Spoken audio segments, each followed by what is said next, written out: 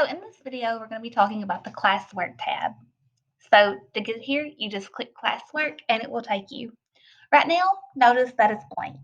I don't really have anything posted in here. Up here at the top, I'm going to come back to these in just a moment. But right here, this create button, and yours might be a different color. Notice that my theme is purple. It automatically chose that for me. They can be orange or blue or whatever. But click this big create button with the plus sign.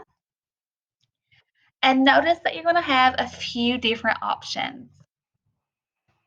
You have assignment, quiz assignment, question, material, reuse post, which may look familiar, and topic. I'm going to explore assignment first with you. So I'm going to click right here where it says assignment, and I'm going to go ahead and give this a title. So this would be just like me giving a paper copy of an assignment to a student. This is how you're going to get those digital copies to your kids. So I always recommend starting off by numbering your assignments. The reason why in Infinite Campus, when parents see a number, they're going to know, oh, that's associated with Google Classroom. But also, if you have a student that's missing an assignment, it's going to be easier for you as a teacher to say, oh, you're missing assignment number 1. Or yesterday you were absent, you missed assignment number 26. It's just easier to remember than to remember exactly what you called that assignment. And students can also talk in that language as well.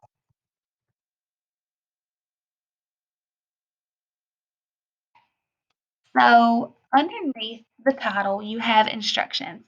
Instructions are a great place to put in what your expectations are for that assignment. It's also a great place for you to put a parent corner. So if you are teaching students that are distance learning, or if it's an NTI day or whatever, it would be great for you to put a parent corner here and maybe put a YouTube video or something that will help them learn whatever concept it is that you're teaching. Or you could just put in a little message for the parents here. So let's say, for instance, I came over to YouTube, and let's say this would be a YouTube video that would be useful for that assignment. I could copy that and I could post it not only for the parents, but it might help some of the kids as well. Down here at the bottom, you have two options. You have add or create. If you click add, those are exactly the same as from the stream. You can add from Google Drive, add a link to a website like Quizlet, or you can upload a file from your computer. So if it's a Microsoft Word document, you can upload that there, or you can find a YouTube video directly here. If I wanted to add a YouTube video, I would just search for the title, click this search or little magnifying glass, find the video that I want, click it, and click add. Make sure that as a teacher, you're also clicking on that link and going to it on YouTube. Hang on. I just always click watch on YouTube down here at the bottom. And then make sure that that little blue box that says it's approved for Franklin County students is selected. And it's no longer blue, but it says video not approved for Franklin County students. Click approve, and then students will be able to watch it on their SCS owned devices.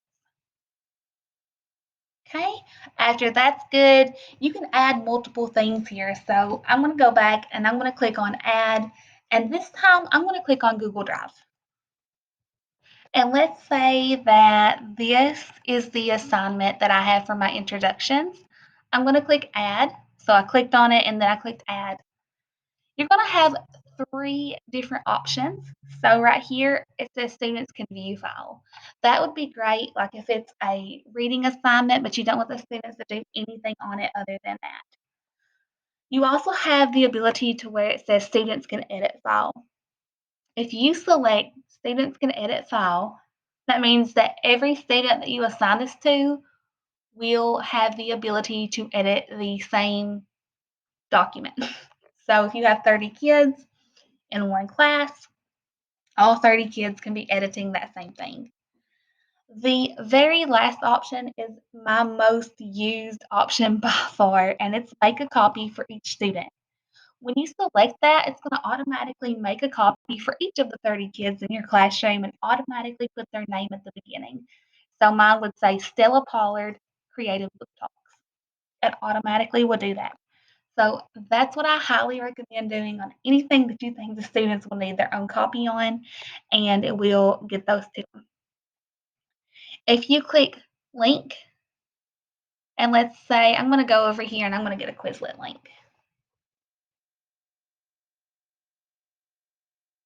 So if I find a link on a website that I want to use for my kiddos, I'm going to copy that link, come over to Google Classroom, click on that add and the link button, and paste that link directly in there, and it will automatically give my kiddos a link to that. The last one is file, and like I said before, that one is going to allow you to upload directly from your computer if you want to. So it's just upload, select files from your device, and then find whatever it is on your computer that you want them to have. It could be a document, it could be a picture, it could be anything, and click upload. And it's going to bring that into that assignment as well. And you can do those same three options that we talked about with view, edit, or make a copy for each kid. So the create button lets you create any of these things on the fly. So let's say that you wanted to click that and create a document for your kids. It's going to automatically bring a document over for you, and you will be able to edit that right here. That document's automatically going to be linked to that assignment. So you have those same three options, and any edits that you make before you assign it will be given. So,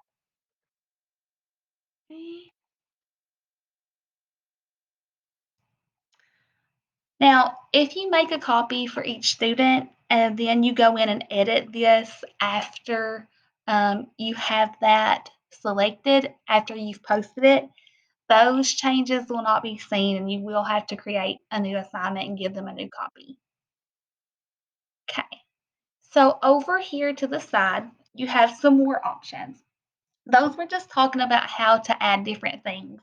And usually it won't take that long. We did one of each option just to show you, and you can add multiples. Like if you ever want to delete something out because you don't need it anymore, you can click the X button and delete that out. So where it says for, just like on the stream, you can select multiple classes, or you can select individual students for that class. So if you want to differentiate just for that assignment, you totally can. Here, the points, if you are going to use that Infinite Campus Google Classroom integration, make sure that you are going in and changing these points to be worthy of whatever assignment that you're given. So let's say that I wanted that one just to be worth 5 points, I could do that. If I give it a due date, I always recommend giving it a due date, even if you have to go in and change this because you totally can. I recommend giving it a due date because it's going to show up on that Google Classroom calendar that I'm going to show you in just a few minutes. And if you do give it a time, don't make it be due at midnight. I mean, you can if that's your preference, but you're going to have some kids stay up till midnight trying to complete that because they'll push it off.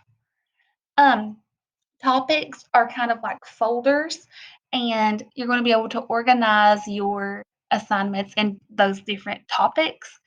So I might call topic unit, or I might say one, whatever you think is going to be the easiest for you and your students.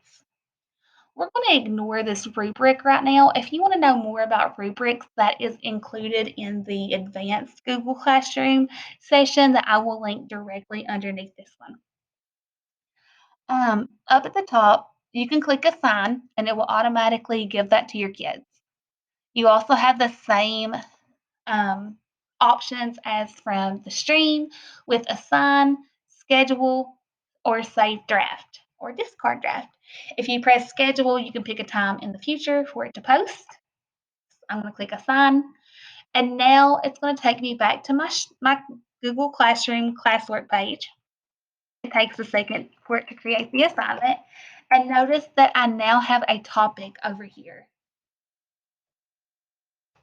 Typically, when I'm on my classwork page, it's going to look like this. And I can click on the title, and it's going to show me how many students have turned it in, how many students it's been assigned to. So if I had kids enrolled in this class, that number would change as students turn it in. Once I start grading, which we'll talk about next, this number right here will say returned or graded or completed.